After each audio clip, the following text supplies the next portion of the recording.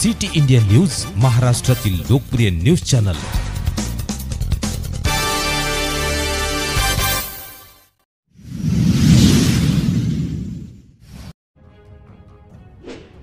सावनेर तालुक्यातील खापा येथे एका तरुणाची भरदिवसा गोळ्या घालून हत्या।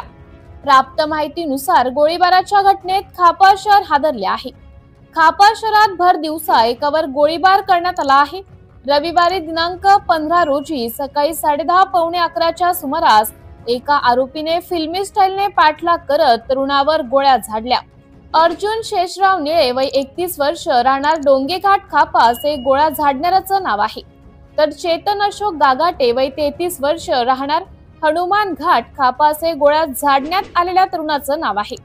या घटनेत तो गंभीर जखमी झाला असून त्याच्यावर खासगी रुग्णालयात उपचारादरम्यान मृत्यू झाला। येथून त्याला मेडिकल कॉलेज नागपूर येथे उत्तरीय तपासणीसाठी पाठवण्यात आले। पूर्व वैमनस्यातून हा गोळीबार झाल्याची माहिती मिळते। पुढील तपास IPS अधिकारी श्री अनिल मस्के सर करीत आहेत। सिटी इंडिया न्यूज साठी विशेष प्रतिनिधी चंदू मडावी।